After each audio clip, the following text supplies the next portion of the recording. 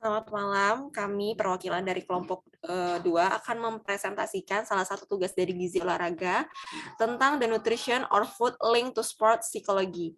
Kelompok kami terdiri dari 5 orang, saya sendiri Tamariani, ada Divya Ika Rahman, Tutik Aryani, Lisna Hafiati, dan Hermanoti.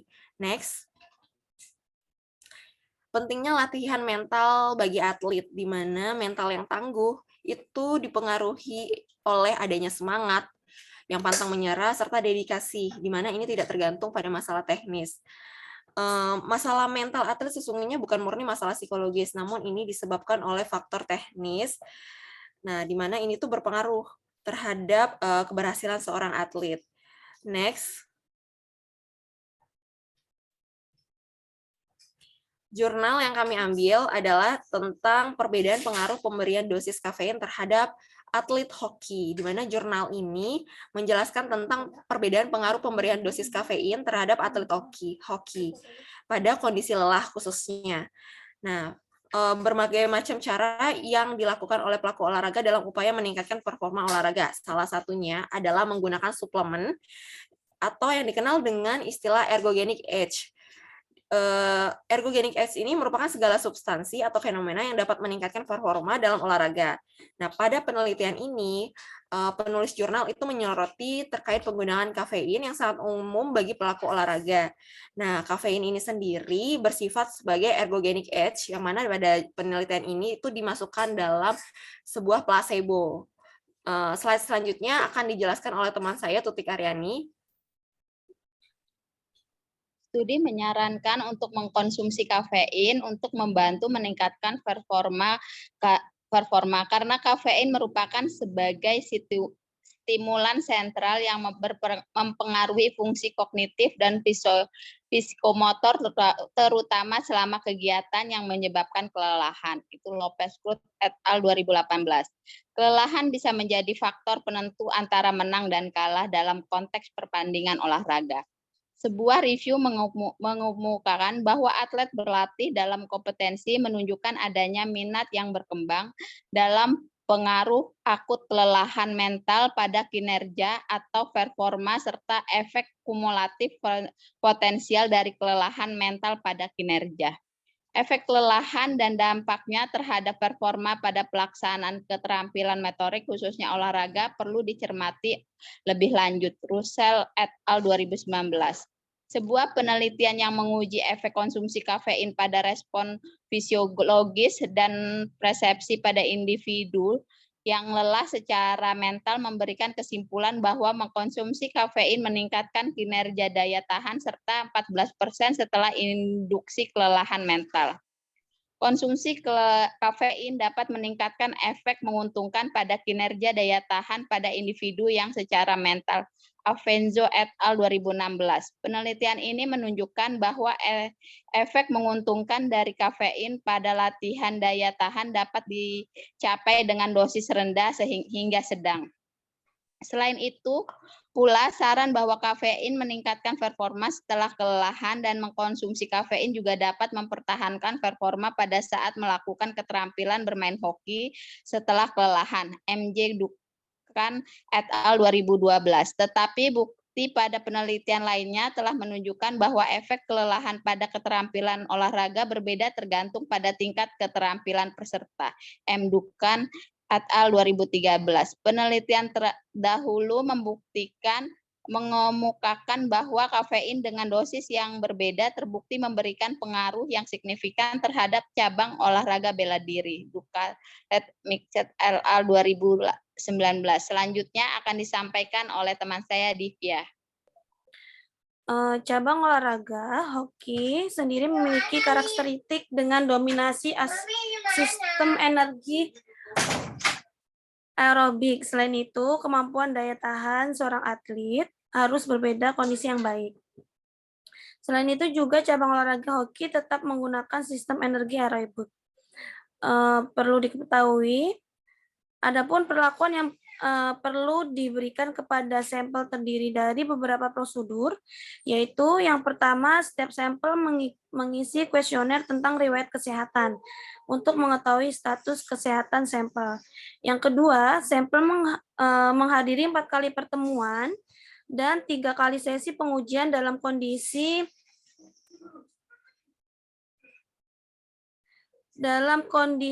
yang berbeda. Ketiga, 2 hari menjelang setiap tes, sampel diberitahu agar melakukan puasa selama 48 jam dari asupan kafein dan 24 jam menghindari olahraga berat. Untuk yang keempat, sesi pertama sampel datang untuk melakukan percobaan melakukan instrumen yang akan dilakukan pada saat penelitian, melakukan pengukuran keterampilan bermain hoki dengan intensitas 60-85%. Yang kelima, sesi kedua, sampel diberikan placebo yang dilarutkan ke dalam air putih 250 ml yang diberikan 1 jam sebelum sampel melakukan tes pemicu kelelahan. Bermain hoki selama 2 kali 20 menit yang ditandai oleh denyut nadi setelah sampel. Untuk yang keenam, sesi ketiga dengan selisih 1 minggu. Dari sesi kedua, sampel diberikan kafein murni low dosis 50 mg yang diberikan 1 jam sebelum tes pemicu kelelahan. Bermain hoki 2 kali 20 menit, setelah itu sampel melakukan tes keterampilan bermain hoki. Untuk yang ketujuh, sesi keempat dengan selisih 1 minggu.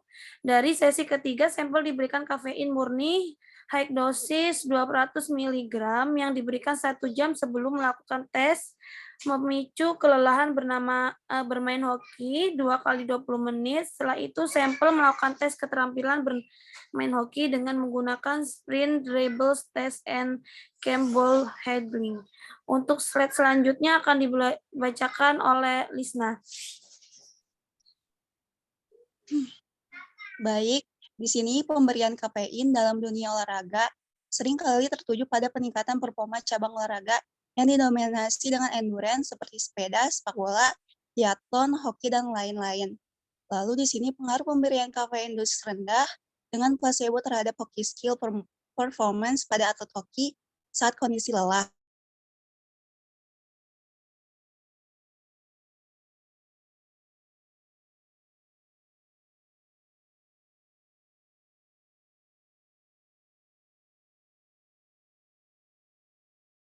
Dosis rendah memberikan efek yang bersama dengan placebo terhadap hoki skill performance pada atlet hoki saat kondisi lelah. Meski demikian, pemberian kafein dosis rendah tetap memberikan efek yang lebih baik daripada placebo terhadap perform atlet hoki. Hasil penelitian ini sejalan dengan penelitian dahulu yang mengemukakan bahwa konsumsi kronis dari kafein dosis rendah yang dititerasi menghasilkan pengembangan toleransi pada sekelompok pria yang sehat dan aktif secara rekreasi dan dengan asupan kafein kebiasaan rendah. Yang terjadi meskipun tidak ada perubahan sebelum dan sesudah suplementasi dalam sirkulasi kafein, konsentrasi hormonal atau oksidasi substrat. Di sini hasil penelitian menunjukkan bahwa pemberian kafein dosis rendah pada saat kondisi lelah memberikan efek yang positif. Ketika atlet sedang merasa lelah, umumnya mereka akan mengalami berbagai gangguan kognitif yang tentunya mempengaruhi performa. Namun, pemberian kafein dosis rendah membuat atlet tetap siap dan waspada, sehingga kemungkinan terjadinya gangguan pada performa atlet hoki menjadi kecil. Hal ini juga dikuatkan oleh studi terdahulu yang mengemukakan bahwa kafein dosis rendah memberikan efek performa olahraga yang lebih baik daripada placebo. Studi terdahulu juga mengemukakan bahwa adanya bukti konsisten yang mendukung efek ergogenik kafein untuk latihan berbasis daya tahan. Selain itu, kafein juga sering digunakan untuk meningkatkan gairah, kewaspadaan, energi, dan suasana hati yang meningkat. Berkaitan dengan penelitian ini, pemberian kafein dosis tinggi saat kondisi lelah merupakan salah satu perlakuan yang dapat dilakukan untuk tetap menjaga atau bahkan meningkatkan performa atlet hoki. Selain itu, penggunaan kafein dosis tinggi dianggap aman jika diterapkan pada atlet apapun cabang olahraganya karena notabene merupakan orang terlatih. Selanjutnya akan dibacakan oleh Hermanoti. Kesimpulan. Berdasarkan hasil penelitian yang telah dilakukan, dapat menyimpulkan bahwa terdapat perbedaan pengaruh yang signifikan pemberian kafein dosis rendah, dosis tinggi, dan placebo terhadap hoki skill perform